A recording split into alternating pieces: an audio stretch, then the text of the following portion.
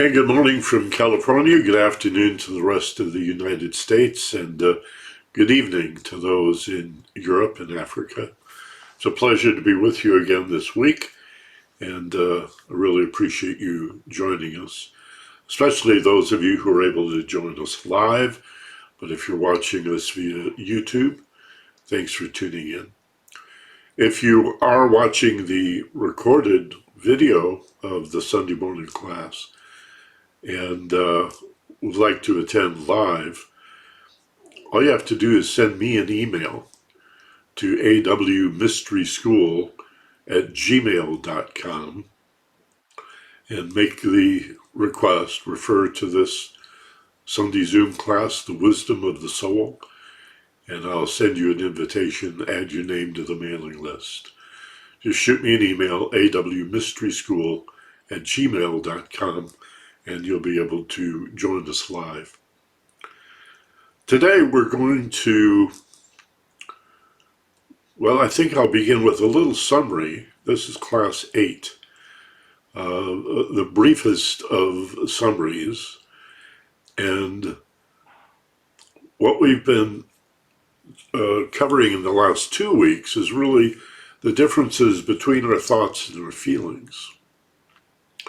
What I'd like to do today is zoom in on the nature of emotional feelings.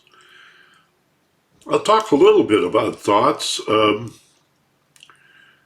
That's really why we go to school, is to learn to think. There is logic, which is analytical and deductive. There is something called inductive logic. We talk about creativity, imagination, intuition, intelligence, knowledge, understanding.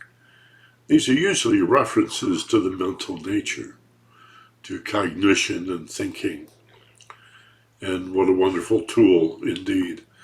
But there is, of course, emotional intelligence, and that's understanding the meaning and the significance of our emotional feelings, which is particularly important if we want to know ourselves. Remember, we discussed last week and the week before that thoughts are objective in nature, not exclusively, but to a large degree. I think we could apply the 80-20 rule here, maybe the 90-10 rule. Thoughts are objective in that they're mostly about the objects in our lives. And thinking about ourselves doesn't really get us very far, as you've noticed, I'm sure. Emotions, on the other hand, are primarily subjective. They're about the subject of your life, and that's you. Projecting your feelings onto others or obsessing on others because they stimulated a feeling similarly doesn't tell you very much. Your thoughts are for knowing the world, the objects. Your emotions are for understanding yourself, the subject. And there is some overlap. As I mentioned, thoughts and feelings commingle like flavor and aroma. They're discrete. You know the difference between tasting and smelling, but you also know the interplay of the two. Anytime you sit down to a decent meal of yummy, healthful food, the aroma is as important as the taste. And so thoughts generate feelings, and feelings generate thoughts, and there is a back and forth, and in the chicken and the egg of it all, it's really difficult to break that cycle and say, well, which comes first, the thought or the feeling? Sometimes they arise together. But since we've had so much schooling about thinking and how to think, I thought we'd focus today on emotions, in fact, for the next few weeks. And the two primary categories of emotion, positive and negative, correspond to love and fear. And so that's our topic for the day today, the nature of love and fear.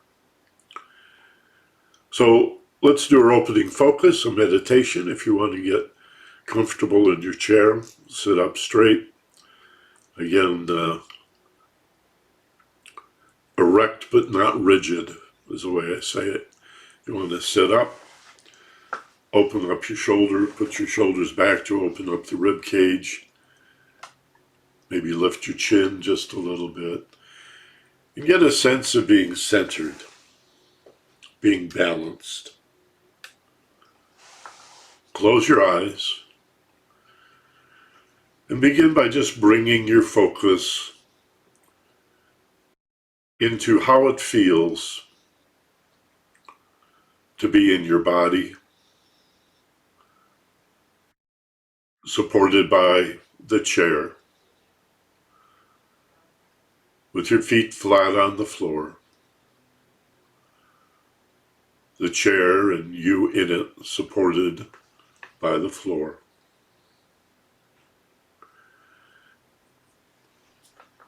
And imagine yourself rooted or connected with some imaginary roots into the earth, right through the floor of your home or apartment, wherever you happen to be, right down through your shoes and the cement slab, and even if you're 3 stories up, imagine those roots going all the way down into the earth.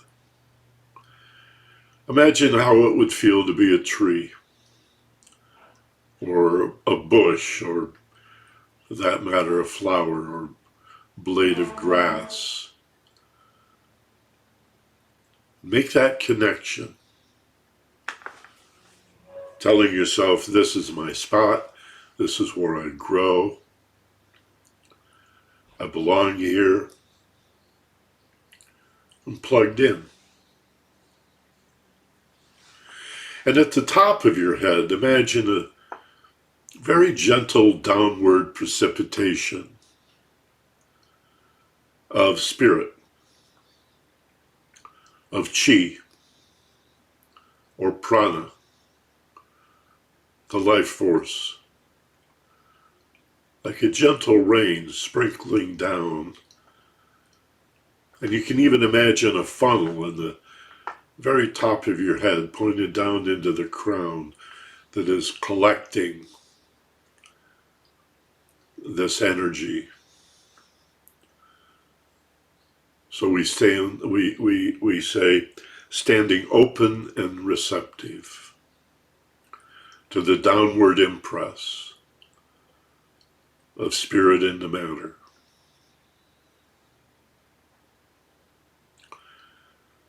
And it is the downward and outward flow of spirit into matter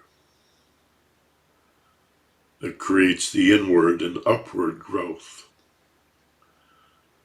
the unfoldment of our potential. So that we're rather like batteries plugged into the earth and the sky, to the mother aspect, the material world, to the father aspect, the spirit, the energy. And we are the middle element, the consciousness, the awareness, the love. And like a battery, are charging, restoring, and renewing ourselves with this meditation.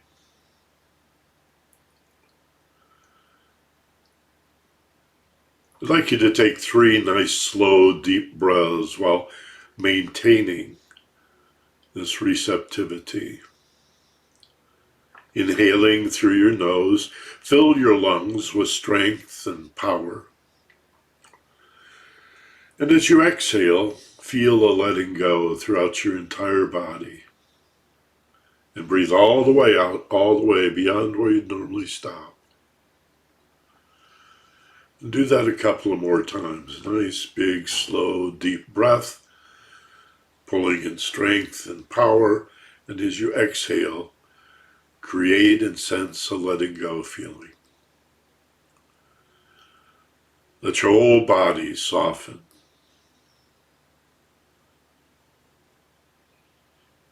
And as you finish that third breath, with a sigh of release, a sigh of relief,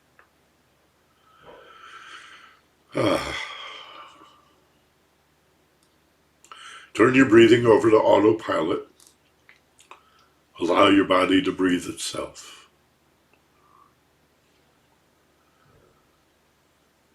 And as if there's a little movie screen floating just a few inches in front of your forehead, and with your eyes closed, just roll the eyeballs upward ever so slightly, just 12 to 15 degrees, as if looking slightly upward at that imaginary movie screen and seeing projected on it a nature scene. It could be a wilderness or a beautifully landscaped garden. Whatever occurs to you. The feeling that you're making it up is exactly the right feeling. But you're passive about it. You're not designing anything. You just let it unfold, whatever your imagination reveals. Go with that initial impression of being outdoors in nature, far from the cities, far from the freeways. And allowing my voice to go with you. Listen to the sounds that go with this place. Were there birds singing? Listen. Can you hear the gentle breezes in the tops of the tallest trees? Listen.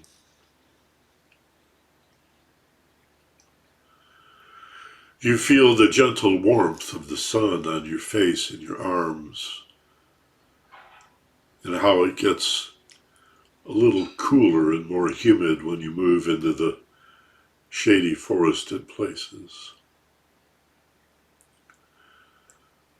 Wherever you imagine yourself to be, feel the peace and the joy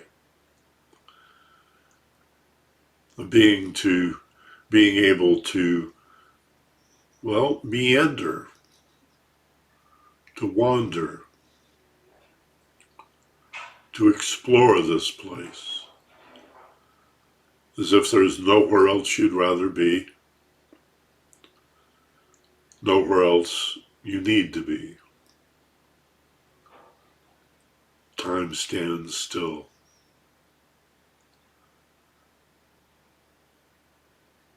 As you remember how it feels to be carefree.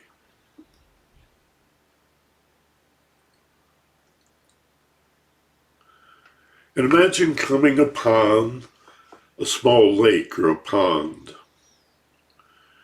And it's just so beautiful here that you sit beside the water. And you watch the waves or the swells. It's not an ocean, they're not huge, but it is a lake. And you can see the waves, the little swells moving toward you. And as you feel that connection to the waves, watch them slowly diminish in size. Each set just a little smaller as the surface of the pond becomes less disturbed,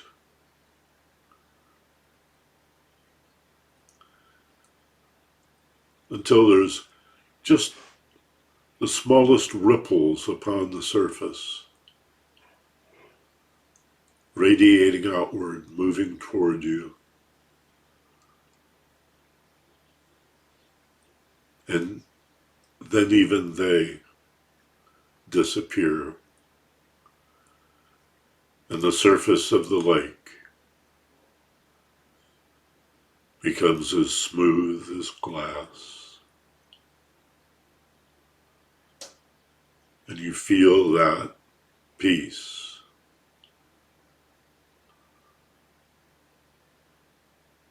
In the very core of your being. The stillness.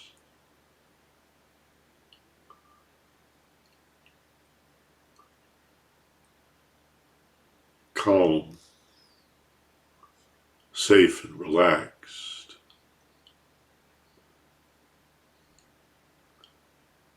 Deeply at peace.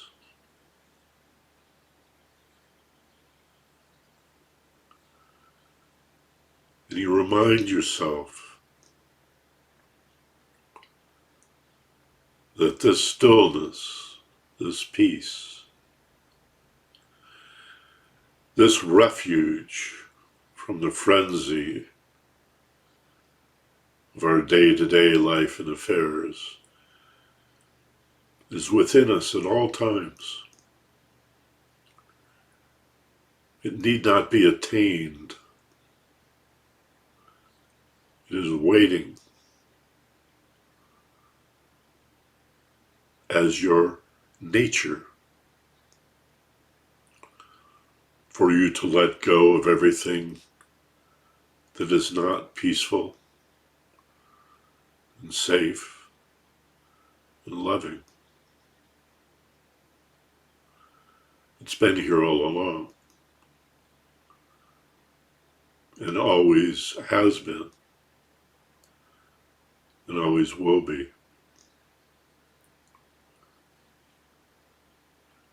This sense that everything is okay. Right here, right now, in the present moment, is nothing to judge, nothing to label.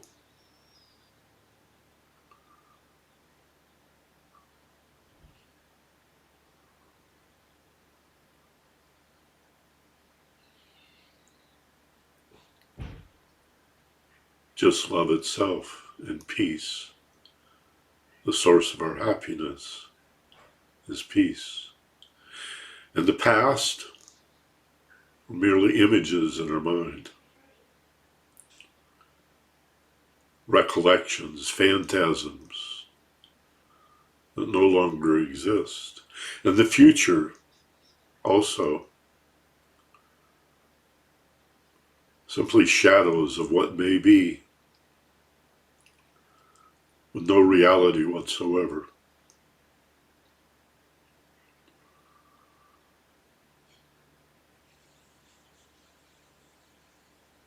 Only the present moment is real. Peace is real. Love is the only thing that's real. Love not merely as a feeling,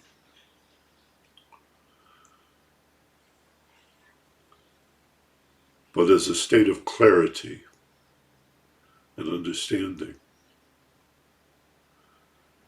that everything is just fine,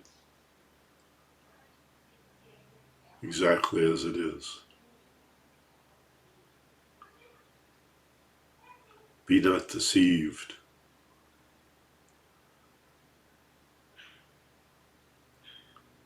Everything is fine. Everything is perfect. Even the appearances of imperfection and conflict are somehow perfect.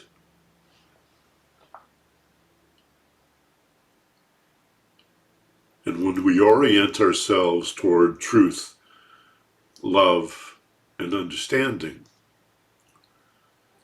the universe conspires to support us.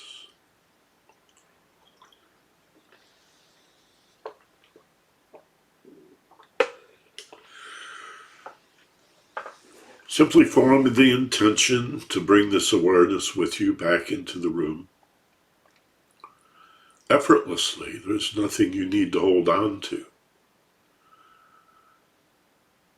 You bring it with you simply by forming the intention to enjoy this peace and this expanded awareness.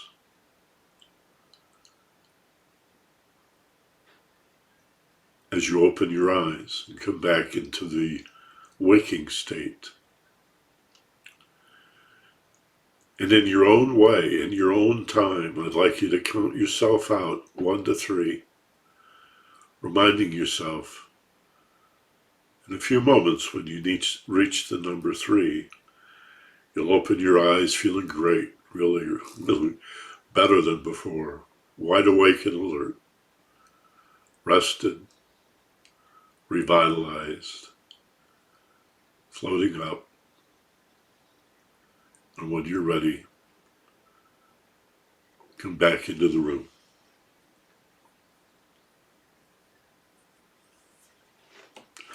Eyes open, wide awake, back in the room, feeling better than before. Good. Hope you enjoyed that. I was telling David before we started this morning that I want to do in the future a deepening exercise. I'm thinking that this exercise we just did probably took you deeper than you're used to going. Part of that's because you're meditating in a group, and that's one of the benefits of joining us live.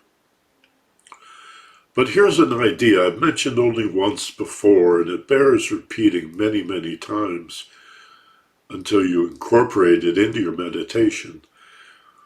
In this world, there are, let me get my verb straight here, millions of people meditating at any given moment, at any time of the day or night. You know that joke, it's 5 o'clock somewhere? People are meditating somewhere. Millions of them at a time. So anytime you sit down to do a meditation or any relaxation exercise, enter that group. Invoke that you're joining that group of quite exceptional women and men who have decided to devote some time to meditation, and you're part of that group. I've also had teachers suggest to me that the overshadowing soul, which lives in groups or ashrams, is in meditation deep at all times. The soul is perpetually in meditation. It lives in meditation. That's what the soul does, is meditate. You might say, I can't imagine meditating 24 hours a day, 7 days a week. Well, there is no time, of course. It's not really 24 hours a day. It's a moment of meditation that doesn't end. So you can invoke the group of souls, millions and millions, and who knows, universally billions of souls that are perpetually in meditation deep, and invoke that. But at the very least, consider those incarnate on this planet who are sitting in meditation. Every time you meditate, join that group, just simply by forming the intention. I think it'll improve your meditation. I think you'll notice a difference. And it's good for the heart. To anything we can do to correct the illusion that we are separate and alone. This is one of the root fears I want to talk about today, this fear of alienation. In our Declaration of Independence, I guess. It's not the Constitution, I think it's the Declaration. There's a reference to inalienable rights. Sometimes it's referred to as unalienable. Cannot be alienated. Cannot be separated from. It's often translated as God-given, but it just means that we cannot be separated from the unity of our source, that which brings forth the multiplicity. We're always connected, except by appearance. We cannot be alone. We cannot be abandoned, although it feels that way. And we certainly have some experiences in our lives we could point to, especially as little kids, the terror of being lost or abandoned, or your parents forgot to pick you up at school one day. It's horrible, just a horrible, horrible feeling. Especially when you don't know how to get around. You don't know the streets. You don't, a friend of mine, his daughter, I guess she was 5 or 6 years old, and they were driving to the beach in Southern California one day, and she said, Daddy, how do we know where we're going? And he and his wife cracked up because they realized that the little girl had no idea how. I mean, she was just starting to read signs, but they went by so fast, and what could they possibly mean? And how do you know where you're going? It's a good question. How do any of us know where we're going? So, and little kids don't know what money is. They don't know you have to pay for your telephone bill, or they don't know about mortgages and rents and any of that. So it's very easy to feel lost and alone, but it's not true. And even as adults, to feel alienated and separated. Why? Because we've incarnated into these bodies that appear to be separate in a world where everything appears to be separate. So forgive us for, being deceived and thinking things are separate. But if you go back to junior high school science, you'll know that the most solid objects are no denser than a snowstorm. There are no edges. And there are small particles that can move right through the center of the earth because it's mostly open space. And if only we had the eyes to see that, or even once we learn it, to remember that which appears to be a solid object, and the saying, no two solid objects can occupy the same space at the same time. Liquids can and gases can. So as ice, water can't, 2 ice cubes can't occupy the same place at the same time, but when they melt they can, and when they evaporate they do. But in any state, ice, water, or vapor, this material world is not very dense. What supports us is the energy, not the mass. So the point is, before I get too far afield, you're not alone. You've never been alone. It feels that way sometimes. And so when we come out of meditation, there's nothing you have to carry or bring with you. You never have to hold on to love and understanding, because it's everywhere. Just like a radio wave. You can drive your car all over town. Not that very many people listen to the radio anymore, but my point being, wherever you drive the car, that local radio station is still going to be there, because it's everywhere, right? And so too is love. It's as awareness. Love as awareness is everywhere. It's the ocean. Fish don't have to worry about carrying water to their destination. They don't need to wonder about whether where they're headed is going to be wet. And so none of us need to worry about whether we're going to be loved, because not only do we have the love we need, we are the love we need. We're immersed and surrounded by this consciousness. But here's the rub. I can almost hear the trumpet fanfare here, the drum roll. Fear shatters that awareness, that spirit, that understanding.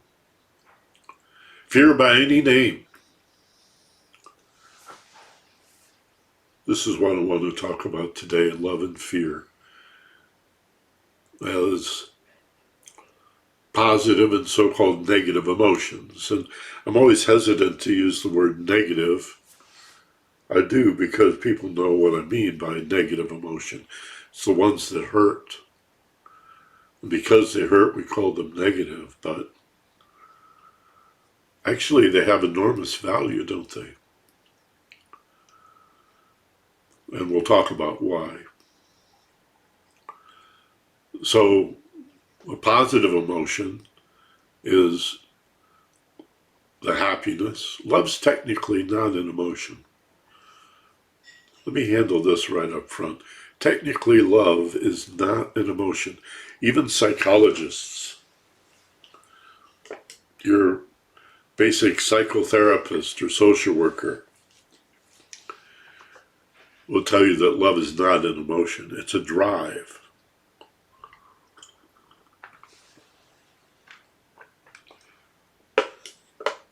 As a feeling of affinity, love brings up all kinds of emotions, many of them wonderful and joyous, happiness and peace. But think of who upsets you most, who has the potential to hurt you. And who do we often say the nastiest and meanest things to? The people we love the most. The people we've opened our hearts to and become vulnerable to. And how that can trigger us. As if this person that you love so fully and completely suddenly becomes an enemy. That's what anger is. It's a defense mechanism. And when we express our anger, we're really trying to scare away the threat, the enemy. Well, it's not an enemy. It's your partner, it's your lover, it's your spouse, it's your kids, it's your parents, it's your best friend who said something that triggered you, and we obsess on the stimulus and ignore the response. That's where emotional intelligence really begins. Taking responsibility for all of our feelings, positive and negative, as responses to a situation. That we have choices. There's a line in Viktor Frankl's book, Man's Search for Meaning, and if you haven't read that book yet, that's a real important book to add to your self-improvement library, your personal development library. Man's Search for Meaning by Viktor Frankl. He was a psychiatrist in Germany in leading up to World War II, and when Hitler launched that war and they began to put Jews in concentration camps, that's where he ended up. He lost his family. He lost everything, his home, his clothes, toothbrush. They take everything away. Didn't even have shoes. Took his shoes away. But he found that, and he recounts this in the book, that there was one thing that the Nazis could not take away, and that was his freedom of choice. And the way he describes it in that book, Man's Search for Meaning, maybe you've heard this, there's a space between stimulus and response, between what happens to us or what other people say or do that triggers us, and the way we respond or react. There is a space. But the more stressed and anxious we are, the more fearful we are, the smaller is that space, to the point that for most humans, most of the time, regardless of age, the space between stimulus and response is virtually non-existent. And so what happens is we do what we do because we feel like it, and then think about it later. So I said I was going to do a summary. That's going to have to wait. I don't want to go back and do that now. But remember, we started with the divine trinity, spirit, consciousness, and matter, how that corresponds to the Christian trinity of Father, Son, and Holy Spirit. And we had that chart, that handout of all the variations of that in all the different religions. And the lower correspondence of that is our mental, emotional, and physical nature. So the Father aspect of the divine trinity could be thought of as God's will. The Son, the Christos, the Christ consciousness, is God's love. And then the so-called Holy Spirit, or the mother aspect, is the body or the action. And that's us in the physical universe, the body of divinity, incarnate, embodied, to take action. And what is that action? To learn to redeem fear with love. Ta-da! That's it. That's what it all comes down to. We are agents of redemption. We are here to redeem fear into love. What does that mean? How does love drive out fear? What I just said 5 minutes ago, fear shatters our awareness, blocks love. Well, that's why we study. Primarily the way love drives out fear is the way understanding eliminates ignorance. And there's no struggle. If you're ignorant or confused or uncertain or unaware, knowledge and understanding vaporizes that. There's no struggle. It's like Ignorance doesn't fight with the knowledge, it just ceases to be. In the same way that light and dark may be opposites in terms of language, or light and shadow. But the light is a real energy phenomenon. It has a source. It comes from someplace. It has a speed. We can measure the speed of light, 300,000 meters per second. It behaves according to certain laws. It's affected by gravity. But the so-called opposite of light, shadow or darkness, has no substance. It doesn't come from anywhere. It's not real. It exists only as the absence of light. And so are we saying the same thing about evil? It exists only in the absence of goodness or godness. It is not a struggle. God and the devil do not struggle with each other any more than shadow puts up a fight when you shine a pen light into a cave. You know, this the tiniest little light shatters the darkness. Same thing with hot and cold. Cold is not real, doesn't exist, other than as the absence of an energy phenomena called heat. They're opposites only in terms of language. They're not polarities. Not really. They're not two sides of the same coin. One is substantial, heat and light, energy phenomena. Cold and darkness are the absence of the energy. There's no struggle. And so it is with wickedness and evil. Does it exist? Yes. Is it a force? No. This is big. Wow. Evil is not a force. Evil is the ignorance caused by your ego. Did I say ego is the ignorance or evil? It's I'm conflating the terms. Evil is the wickedness. This is why you have the belief in Satan and the personification of this little guy with the red underwear and the pitchfork, and the Lucifer and ruling hell and all of that. Is a personification of wickedness and evil.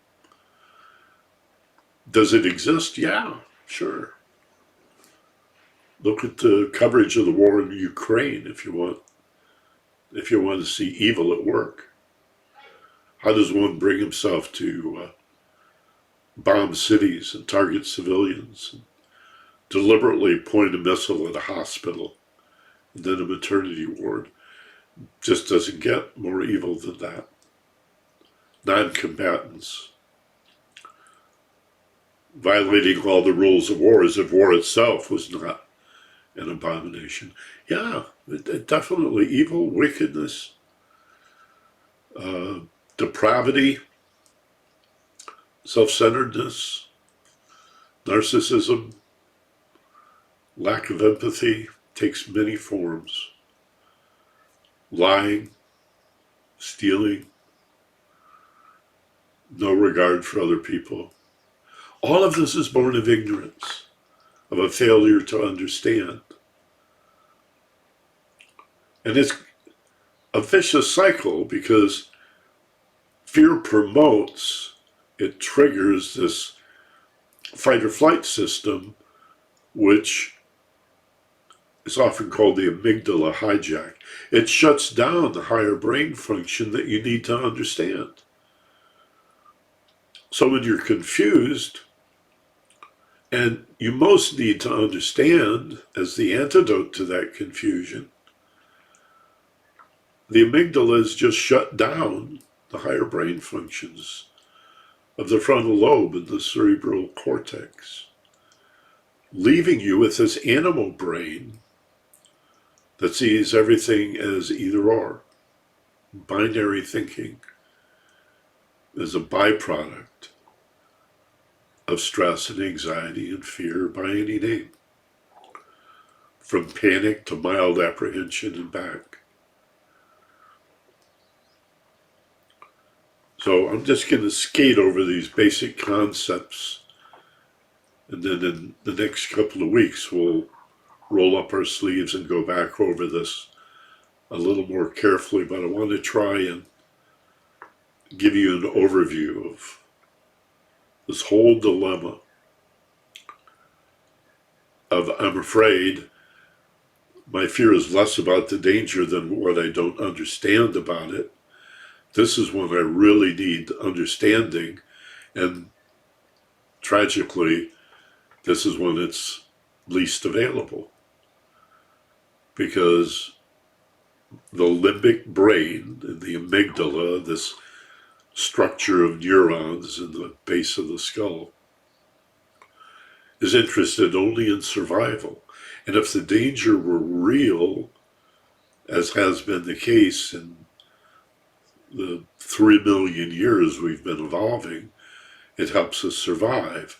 But when we're just confused because of the lifestyle we live, we feel threatened because we drive on a freeway and forget how incredibly dangerous and stressful it is to drive a 3,000-pound vehicle at high rate of speed, surrounded by other vehicles that are doing the same thing. And the sources of stress and overstimulus, we could list on and on and on and on. High technology, not understanding computers, not understanding how your iPhone works. Hell, how many of us have any idea what goes on in a microwave? You use it every day. Warm your coffee. When you push that button, what's it doing? Most people don't have any idea how a microwave works, how a TV works. We spend hours and hours and hours in front of a TV, no idea how it works. I'm old enough to remember a time when I understood how everything worked. I really did. In junior high school, I understood mechanics and electronics, and so did my classmates. And then along came the electric or the electronic calculator. And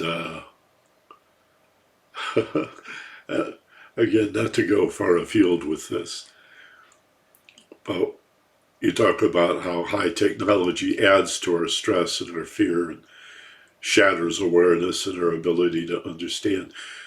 That's where, for me anyway, that's where it began. I had no idea how a calculator worked.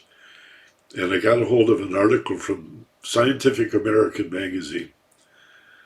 And it started out explaining the display, just how the display worked. And I got halfway through the explanation and I didn't get it. I read it again and again. I could not understand how the display was working, much less the calculations of push a button, get a square root. How does it do that? You know, the brute force of a calculator that only knows ones and zeros. It was amazing. And even an automobile, you lift the hood. We used to be able to wrench on our engines. Can't do that now. It's computers and black boxes. And I have no idea what's under the hood. Some of the parts obviously are the same, but so that adds to our stress, doesn't it? And again, whether we call our fear, whether we call it anxiety, and a clinical psychologist would argue there's a distinction. To me, there really isn't. Stress, fear, stress, anxiety, I guess those are the big three. Panic, horror, terror on the high end. I'm a little nervous. I have my concerns. I'm a bit apprehensive, but I'm not afraid on the low end. It's all the same. And everything in between. trepidation and consternation. We have lots of words for it.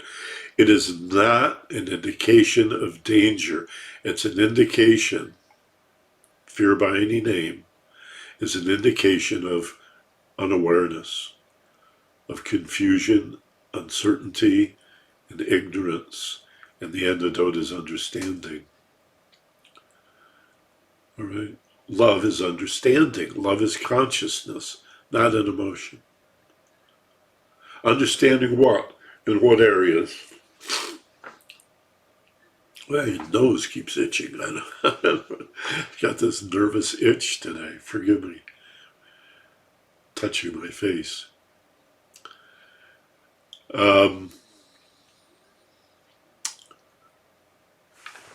I've distracted myself.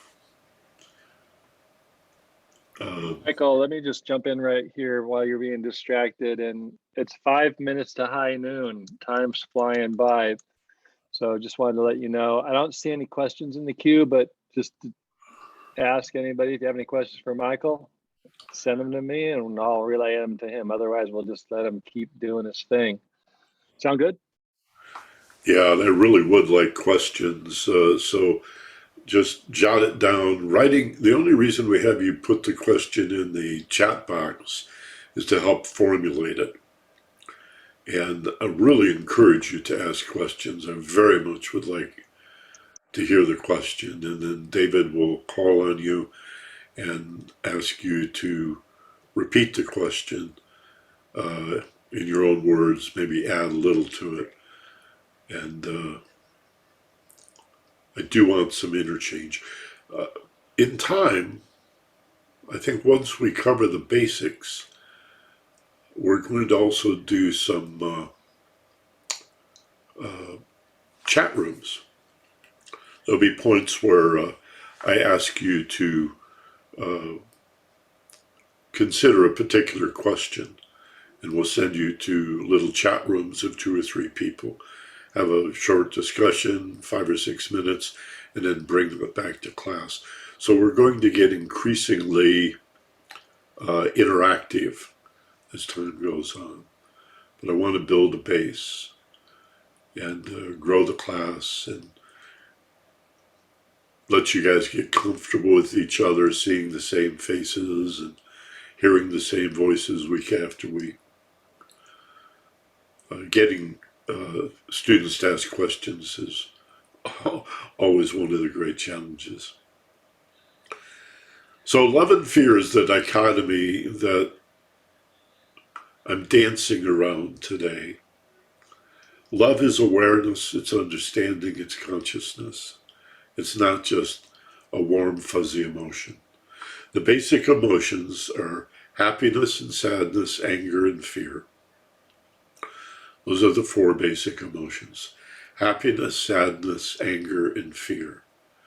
Some models say there are 6 basic emotions, and they add surprise and disgust to the list.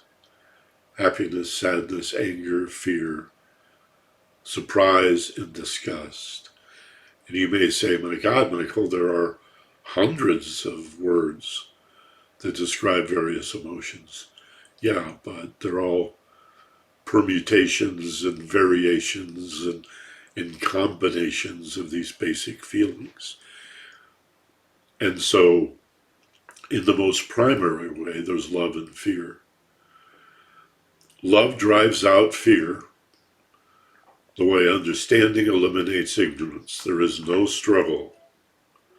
However, when we counsel our fear, when we allow it to degrade our awareness, when we don't meditate, for example, when we get confused, we fall into this vicious cycle in which love degrades understanding. In which fear degrades love and understanding, creates confusion, which creates more fear, which creates more confusion and more fear and more ignorance and more fear and more ignorance and more fear and more ignorance and more fear.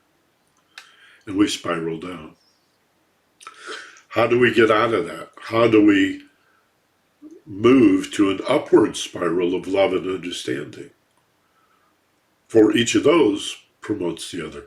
Just as fear promotes ignorance and ignorance promotes fear, that vicious cycle downward, love and understanding promote each other. When you get an insight, an illumination, an aha, oh, that's it.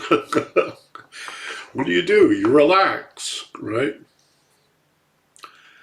That relaxation is expanding awareness. That's what love is. It's understanding, which promotes peace and love, which promotes more understanding. And so they feed each other, but instead of a vicious cycle down, this is an uplifting spiral. And it also helps to answer, and I think this is a good place to go to your questions. It helps to answer this incredibly difficult paradox at the heart of Christianity. Love your enemy. As well as the other lessons, I'll say, of Sermon on the Mount. To become like little children. That the peacemakers are blessed. That the meek shall inherit the earth. The right-wing Christians see this as a misinterpretation. You're supposed to ignore, if you're a fundamentalist, the Sermon on the Mount. And they're trying to get the Old Testament 10 Commandments posted in the courthouse, not the Sermon on the Mount. And I've heard televangelists say Jesus is not a sissy. And they have this whole macho interpretation, trying to apply Old Testament values to the teachings of Christ. But what is this turn the other cheek and love your enemy stuff? Why would you love someone who wants to kill you, who wants to enslave your children and steal your stuff and kill you? Why would you love them? Why would you want to hug them or sit and talk a story and be nice to them? Because love is not an emotion. Love is understanding. Christ is saying, understand your enemy. And how come nobody's ever explained this to us? Ask yourself, why is he your enemy? What are you doing to frighten him? How have you participated in creating a view in that enemy's mind that you're a threat to him? What have you done? Maybe you could stop doing that. Maybe you could do it in a different way, and then perhaps he would not be your enemy, and all this violence could be avoided. You see? And so we have hundreds of millions of Christians, billions, I would say. What do we have? There must be over 1 billion Christians in the world. Walking around on Sunday, love your enemy, and then, as soon as they're out of church, they're gossiping about their best friends and obsessing on how they've caused us to feel the way that we feel. Michael? Yes, David. We have a question from Pamela. She asks how we use compassion and courage and positive emotions. Pamela, do you want to add to that? Yeah, because I'm getting a little bit confused. Michael said the happiness, sadness, anger, and fear are the only emotions. The primary, not the only, the Oh, primary. okay, okay, the primary, okay. But those that I mentioned there, I've read in the book that they are positive emotions that we should be using to bring the vibration up when you're feeling like the sadness, anger, or something like that. Then concentrate on those, like especially compassion, to help bring your vibration up. I may not explain it correctly, but just by listening to audible books. Well, there's a lot there. Um, I mentioned earlier today that I had some hesitancy about referring to negative feelings as negative because they have enormous value.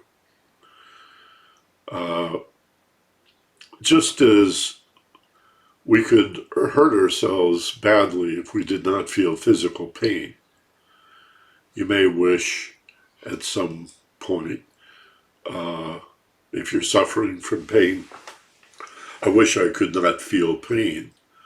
I wish I were just numb. If I couldn't feel any pain, that would be wonderful. Well, think about it. Pain is actually an alert. It's a warning signal. So if you put your hand where it's hot, hopefully you'll feel it before you do serious damage. If you could feel no pain, you put your hand on a hot stove, you'd probably smell meat cooking before you realize what you've done to yourself. So, though it may be odd to say, pain is your friend. And so it is with anger or hatred or any negative feeling. What makes it negative is number one, it hurts, and number two, most people don't know how to process it. They don't know what to do with it. So they obsess on the stimulus. This goes back to the Viktor Frankl thing I touched on about the space between stimulus and response. That needs to be opened so that we can make choices about how we look at and how we respond, rather than just react reflexively. And somebody hurts you, and I mean, emotions are very contagious. So if someone's angry and they direct that anger at you because they feel you made them angry, you are the cause of their anger, your defense is to get angry at them. And so it is with happiness. If one person starts laughing, another person will unconsciously begin to chuckle and laugh. Even yawning, you can be in a room where one person yawns and suddenly everybody yawns. We're very suggestible when it comes to emotions. They're very, very contagious. So the negative feeling, Pamela, has great value. But it's complex. We'll talk about anger, for example, as comprised of hurt, frustration, sadness. Most people never come in touch with the sadness in their anger. And of course, fear. Any emotion that hurts is fear-based. And the fact that it hurts is just an alert to get your attention. Instead of obsessing on the cause, turn your attention to the response, which is you. How I feel tells me about me, not the cause. If the same insult is hurled at 10 different people, each of them will have a unique reaction. They might be similar, but on balance, each person reacts differently because they took the insult in a different way. It made them feel slightly different in each case. So your emotions don't tell you about other people or the world around you. They reveal you. Thinking tells you about the world. but very little about yourself, which is why thinking about emotions doesn't take you very far. So if that's your question, like, why would negative emotions have value? Why would you want to turn and move into your fear and your anger and confront it rather than push it away, ignore it, deny it, or go have a six-pack or of beer or a couple of whiskeys or smoke a joint or something, or go to the gym and work it out? Why would we want to turn and embrace it? Well, why would you want to pay attention to the red light on the dashboard? You don't just keep driving down the freeway going, what am I going to do? Oh my God, this red light, check engine light is on. This gauge says my radiator's overheating and I'm running out of gas and my oil pressure is dropping. And oh my God, what'll I do? Well, what you should do is pull over pull over into a service station. And so it is with negative emotions. Is that what you mean? Do negative emotions have value? I know they do, but I guess to get us out of it, then should we go into the positive emotion? I have to, I don't have my notes in front of me to what I'm really wanting to say, but I was cluing in on, even when I meditate, to bring in those positive emotions, invoke them if you have it, having those low vibrations. The way to get to the positive feelings is through the negative. Okay. Okay. Joseph Campbell said, the treasure you seek is hidden in the cave you least wish to enter. Mhm. The slogan of my whole book, Fearless Intelligence, which is on the very top of the back cover, is similar. The best parts of you are hidden where you're most afraid to look. This is the story of the hero's journey. It's in what's known as the monomyth, or the hero's journey, that is the core thread of all fables and great stories, which is, in order to get to the treasure, to get to the gold, you've got to slay the dragon. To free the beautiful princess from the tower, you have to dispatch the wicked witch.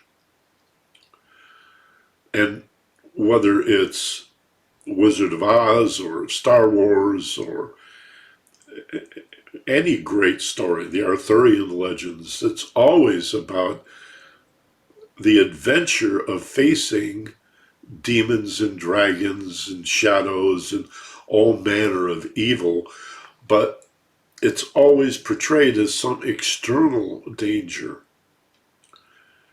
And the important thing to understand about the allegory is that the dragons and the demons are inside of us. So the real hero's journey is not going out into the world and killing the bad guys. It's going within and slaying our inner demons, bringing love wherever there is fear, bringing understanding wherever there is ignorance. And if fear shatters awareness, how do we get it back? Meditation.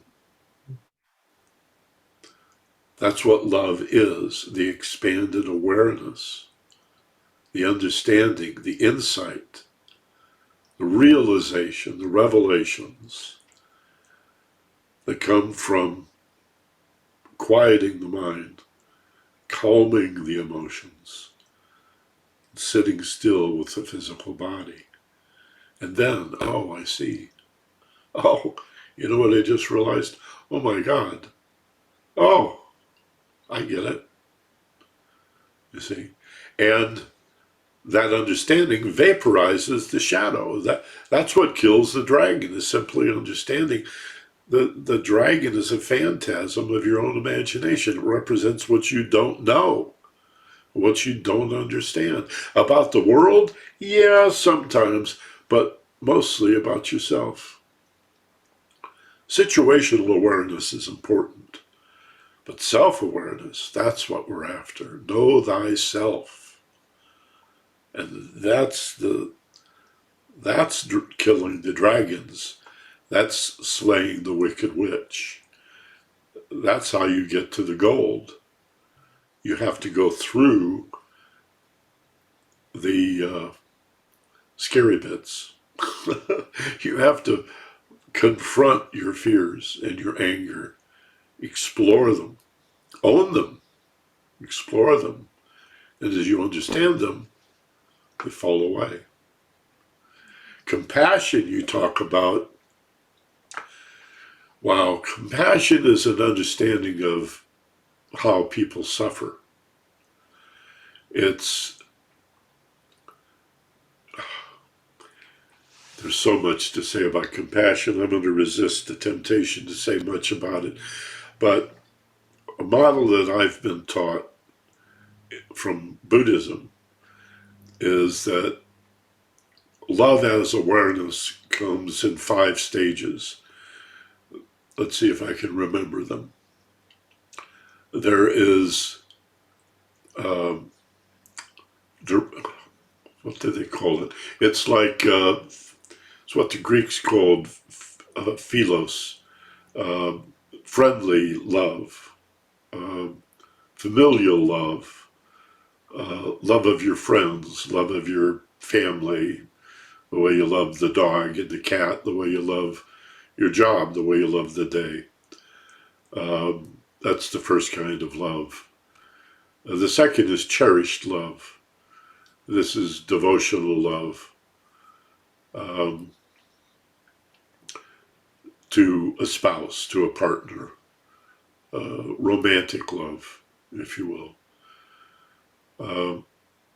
The third is, and again, I'm forgetting the exact term, but the third is universal love. It's like love your enemy love. It's agape. It's loving everyone and everything unconditionally, which again is less about baby, oh baby, give me a hug, and more about just understanding the people who are hurting you and doing evil things do that because they suffer.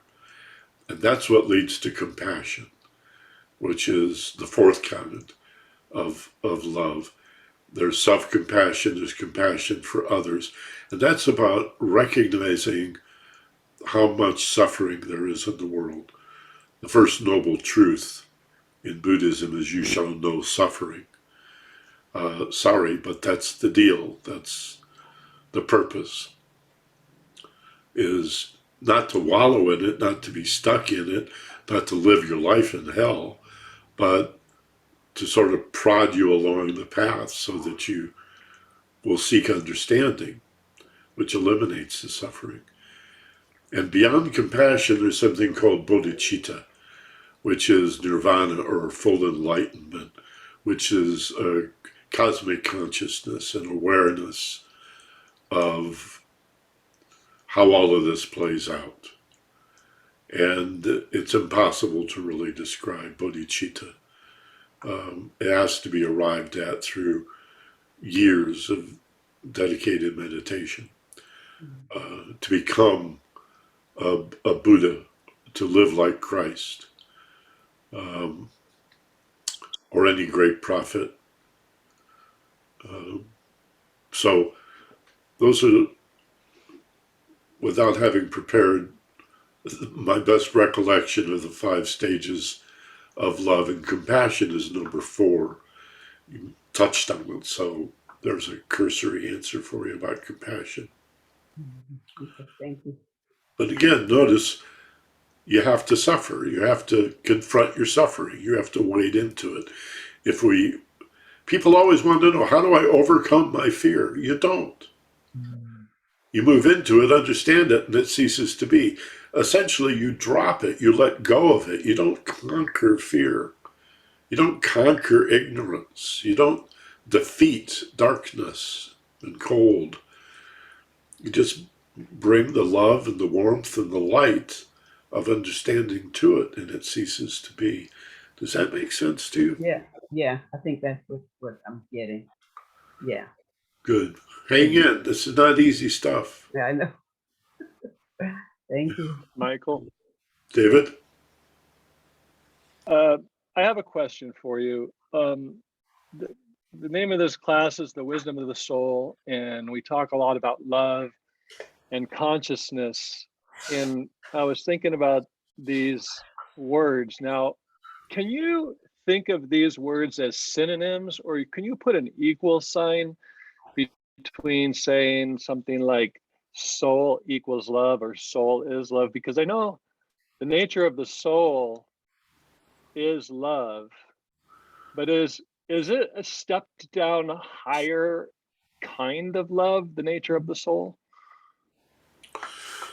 The emotions are the portal to the soul. If you think of the lower correspondence of the Divine Trinity as mental, emotional, physical, I see them in a line left to right. The way to go from the normal consciousness of a human being to the wisdom of the soul is through the heart, not the mind. Love is the portal. It's when I say love is understanding, it is not purely a mental process, nor a physical surrender, although those elements are involved, because ultimately nothing stands alone. Separation is always an illusion. So when we talk about any element of this trinity, the mental, the emotional, the physical, the other two are always involved. Nothing stands alone. However, the idea that we can think our way without a loving consciousness to an understanding, a mental understanding of divinity, and embody that Christ Buddha nature, the wisdom of the soul, with our thinking, while it may be understandable that people would presume that, it's not true. Thoughts actually create a barrier to understanding on this level. Thoughts are things, they're almost like forms. Perhaps you've heard the phrase thought form.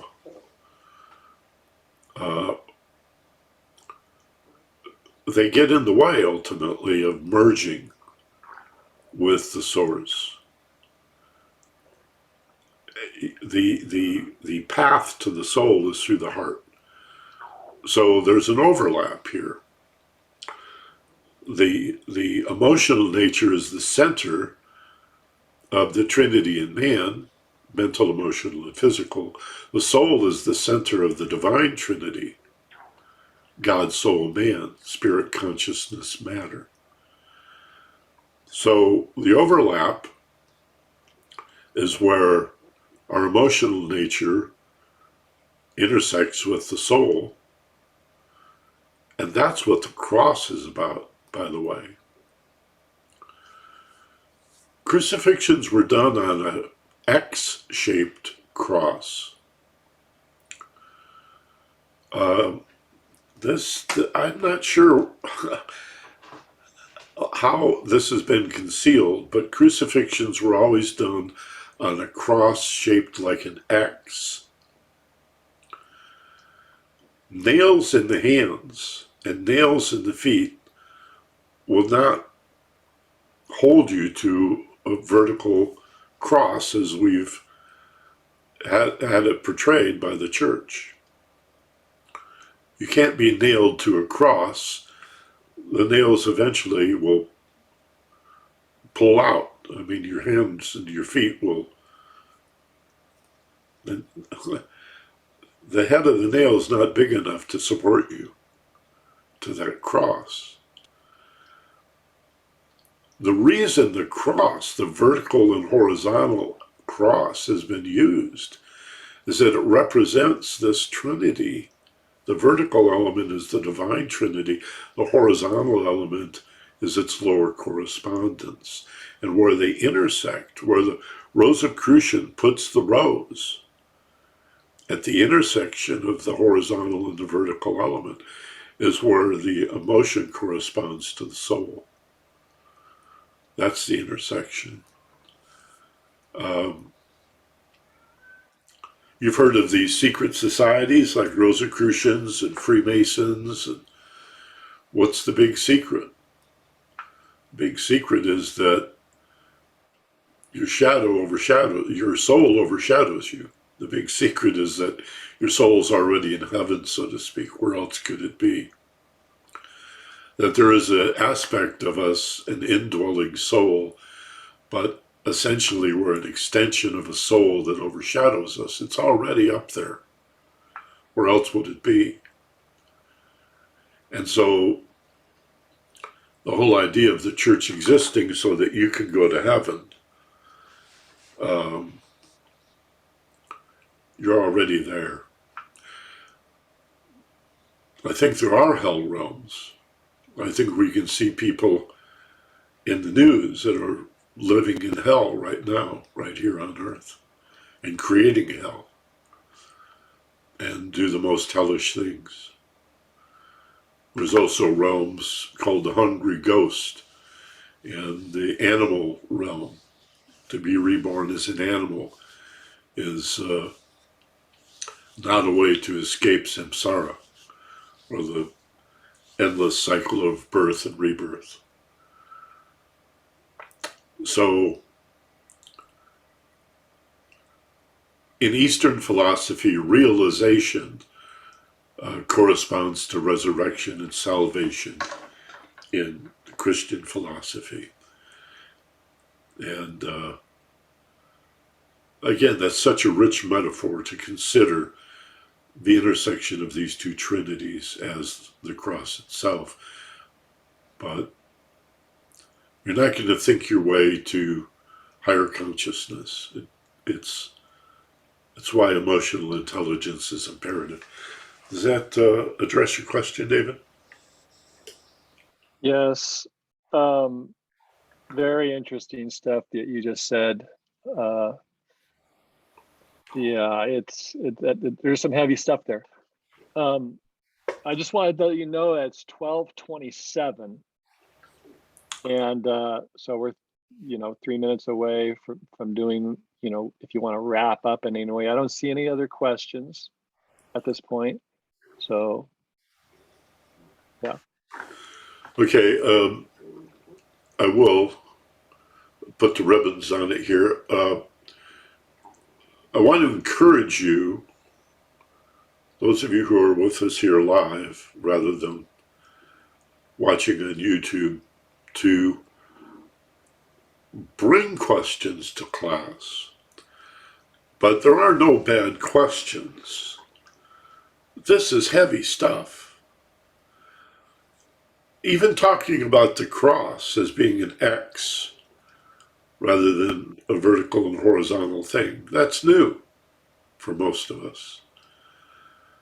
I'd be surprised if there's anybody here who's ever heard that. And yet a little bit of research, you'll find out it's true, and just a little bit of logic makes perfect sense.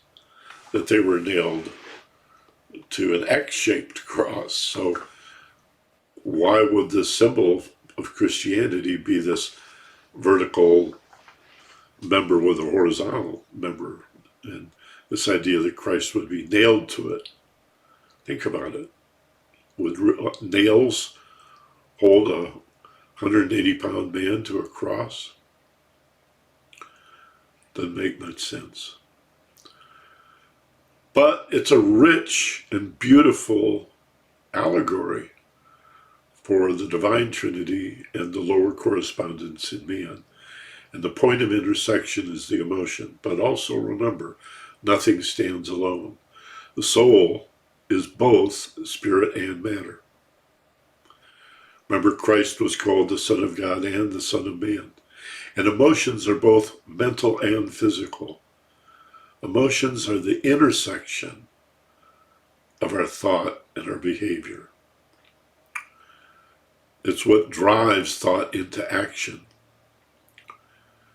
And so we can talk about the interplay of thoughts leading to feelings and feelings generating thoughts and back and forth, but don't we feel feelings in the body?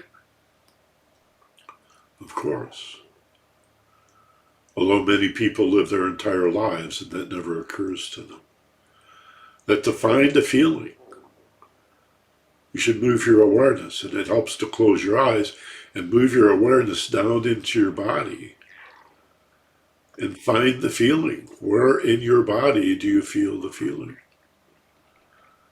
And give it a color. If that feeling had a color, what color would it be? If it had texture or temperature, how would it feel to reach out and imagine touching that feeling?